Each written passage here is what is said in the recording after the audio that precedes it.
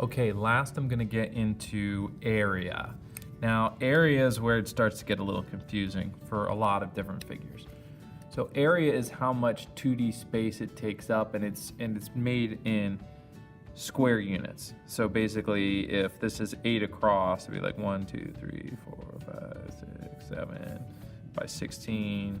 Like how many squares are there here? And we're not going to count squares. We're going to use a formula, and that's where this formula sheet comes in.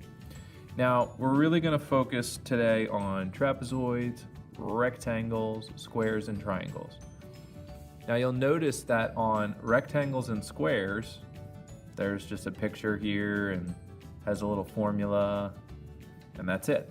But on triangles, there's like a ghost line, and same on trapezoids, right? And if you look at these figures, there's no ghost on the rectangles, no ghost on the squares, but there is a ghost line on the parallelogram, and there's a ghost line on the triangles, and there's a ghost line on the trapezoids. Sometimes, like this one doesn't have a ghost line. Why? So the reason there's a ghost line there is because area, to find area, you need what are called perpendicular sides. So what are perpendicular? What does perpendicular mean?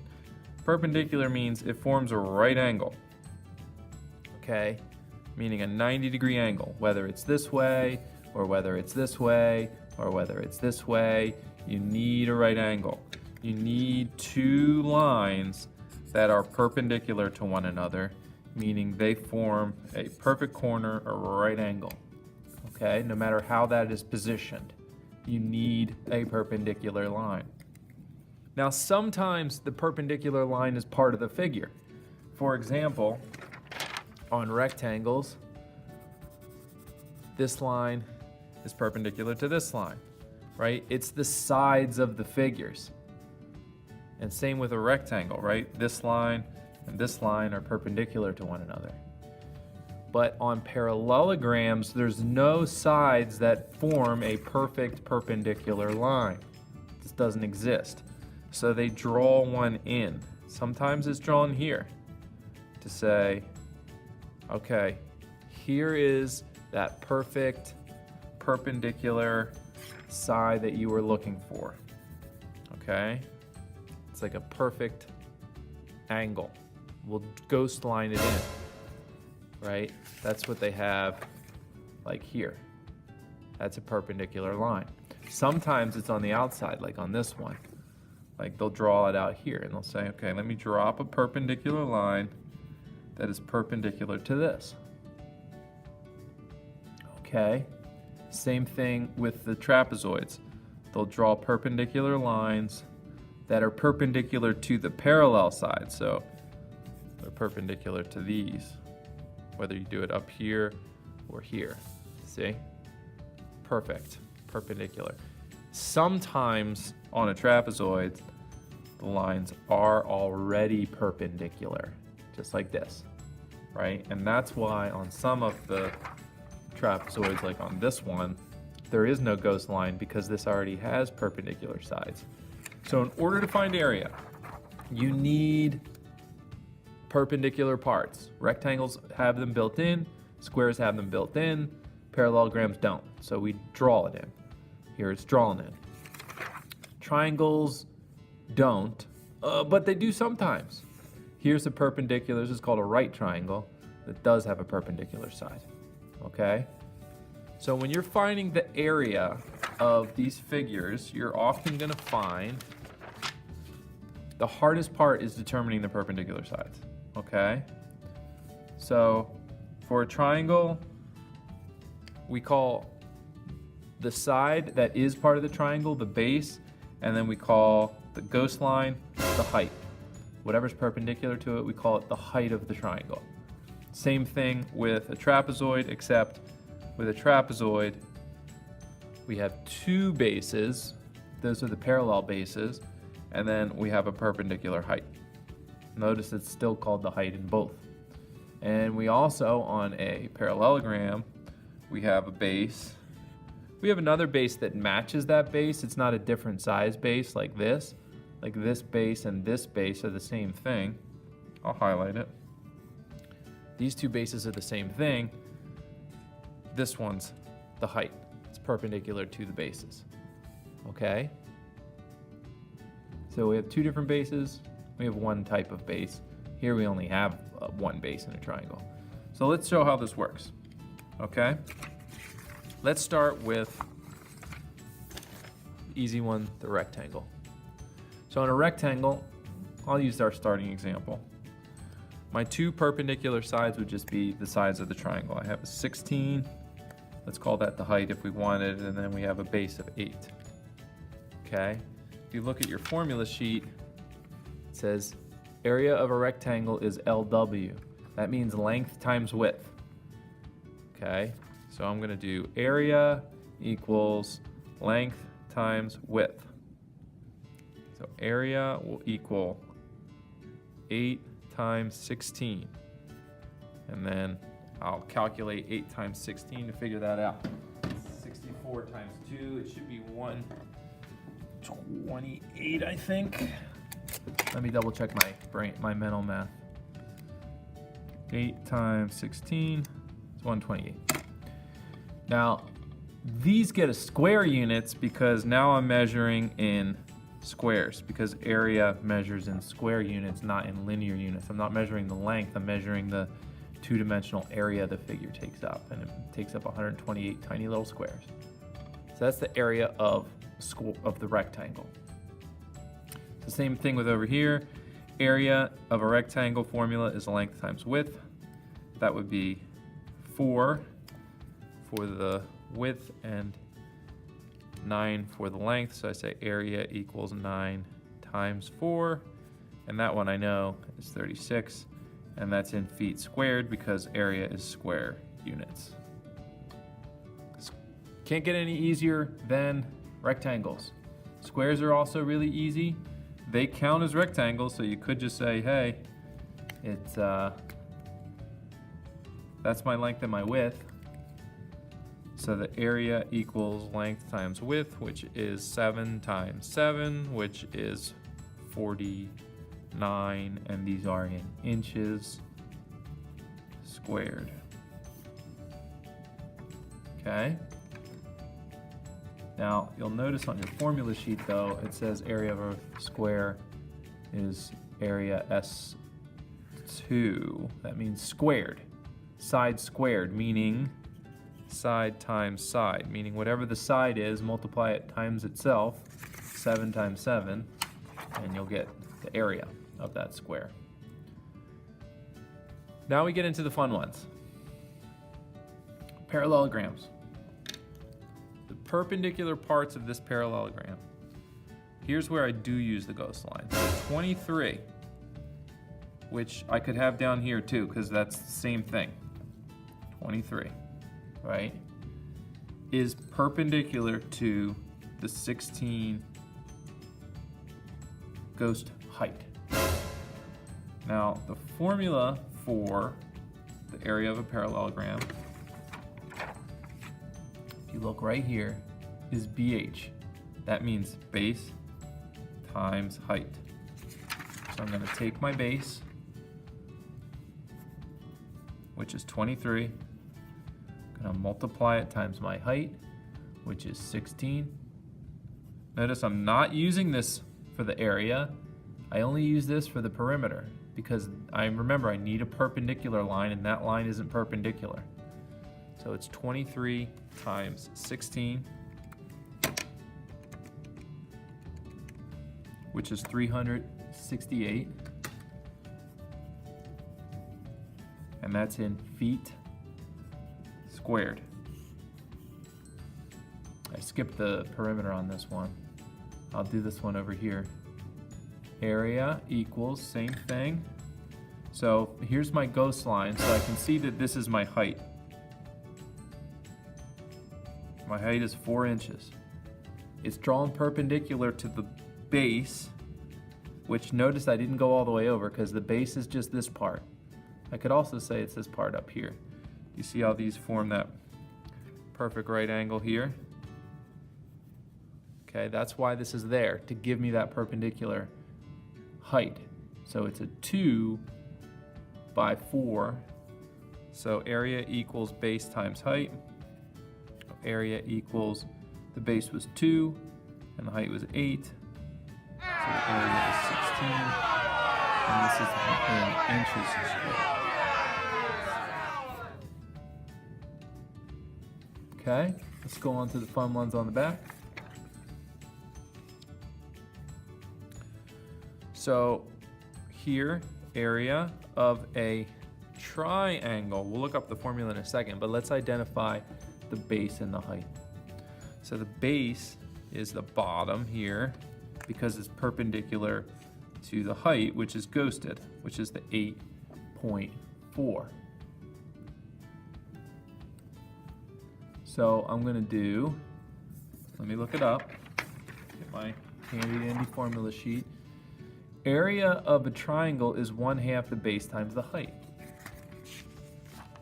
So I'm going to write area equals 1/2 of the base times the height. I don't like this formula. In fact, I'm not a huge fan of 1/2 of. You can leave it, or I like to do base times height divided by 2. I find that to be a little easier for me. So if you want to add that onto your formula sheet. So I'm actually going to change this to be base times height over 2. So my base was 8.2, is the whole bottom of the triangle.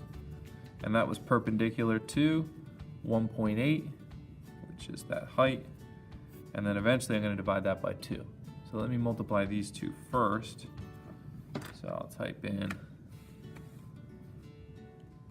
8.2 times 1.8 equals 14.76. And then I'm going to have to divide that by 2, right?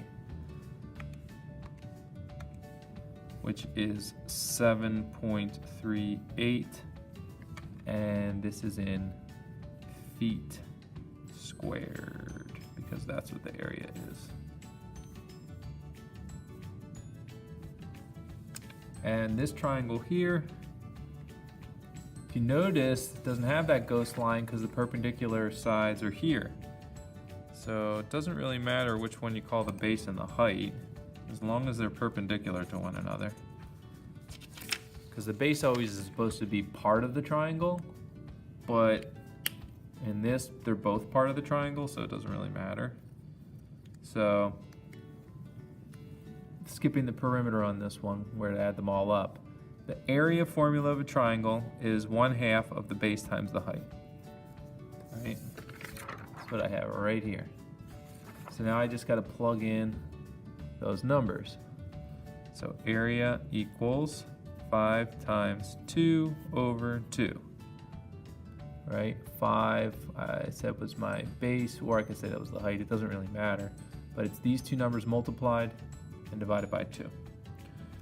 And so 5 times 2 is 10, and 10 divided by 2 is 5, and then it's meters squared. That's the area. And actually this one's a perfect one to show you why we're even dividing by 2. If I fill this in, see how it's a rectangle? And the rectangle would be 5 times 2, which would be 10. But it's only half of that rectangle. That's why triangles have divided by 2. Same thing here. I could go like this, and then it's a parallelogram. And a parallelogram has base times height as the formula, but this is only half of base times height. That's why we're dividing by 2. Okay? And then the last ones are the trapezoids. So the trapezoid has the most fun formula of all. Let's take a look at it. So 1/2 of the height times base 1 plus base 2. What? Let me show you what that means. So first, trapezoids have 2 bases. If we go all the way back to this, trapezoids have 2 bases. They're the sides that are parallel. Those are its bases. No matter how the figure is turned, the 2 bases are always parallel. And then there's a height. The height is usually ghosted in. Usually. It's perpendicular to those bases. It doesn't have to be though, like this height is the side of the parallelogram. Okay? Now, the weird part is, unlike parallelogram, which the two bases match in size, a trapezoid has two bases that don't match in size. So we call them base 1 and base 2. Base 1 and base 2. Base 1, base 2. Base 1, base 2. So we have two bases, and then we have a height. The height is perpendicular to both those bases. Now here's how the formula works. Well, first let's identify our parts. The parallel sides of the bases on this figure. So this is parallel to this. Those are my two bases. Okay? The height is perpendicular to it, which is right here. So I'm going to write the formula first. Area equals, let me go back to my formula sheet, 1/2 height times base 1 plus base 2. And I can leave it like this, it's fine.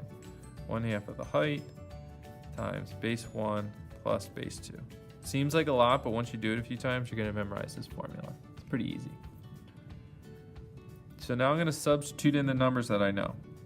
1/2 of the height. The height is 4.2. Or no, I'm sorry, 4.4. It's this one right here. The bases, I have two bases. One of them is 6, and one of them is 9.5. Those are my two bases. Now I just get to work on simplifying these numbers. So let me start with parentheses. Please excuse my dear Aunt Sally. So 1/2 of 4.4 times, and then I'll do 6 plus 9.5, which is 15.5. So that's my two bases combined. This means multiply here, by the way. So I'm going to multiply 15.5 times 4.4. You could also half the 4.4 if you wanted to now, but I'm going to do that last. I'm going to do half of, and then I'm going to do 4.4 times 15.5 is 68.2, which is exactly double the area that I need. I still need to divide that by 2 because it's half of this. It's half of all of this. So the area is 34.1, and then the unit is meters squared. Okay, and I'll do the last one here as well. So on this one, remember what we did here. We identified our bases, we found our height, and then we used the formula. So if I did identify my bases here, remember, the bases are always the two sides that are parallel, no matter how the figure is positioned. Two bases, which I have here in yellow, are parallel. So if you can see, the top and the bottom here are not parallel, but the sides are. So those are my two bases. That's base 1 and base 2, and then the height has to be perpendicular to that. So if I turn it on its side, and I can see this is what you should be looking for, these little boxes, because they tell you which side is perpendicular. So that's my height. This is my height, and these are my base 1 and base 2 numbers, my two bases. So I'm going to go ahead and I'm going to find the area by doing the formula again, which is 1/2 of the base, 1/2 of the height times base 1 plus base 2. You should write the formula out every time and then substitute in the numbers. So the height again was 15 because that was perpendicular to the two bases, and the order you put them in here will matter. That's the height.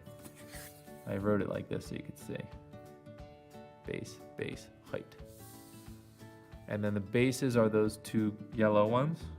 So I have an 8.5 plus a 13.5. So then once all the numbers are put in, you can start to do the math. Start with your parentheses, add your two bases together. That's 22. When I add 8.5 and 13.5, think, which is 22, and then I'm going to multiply that times 15,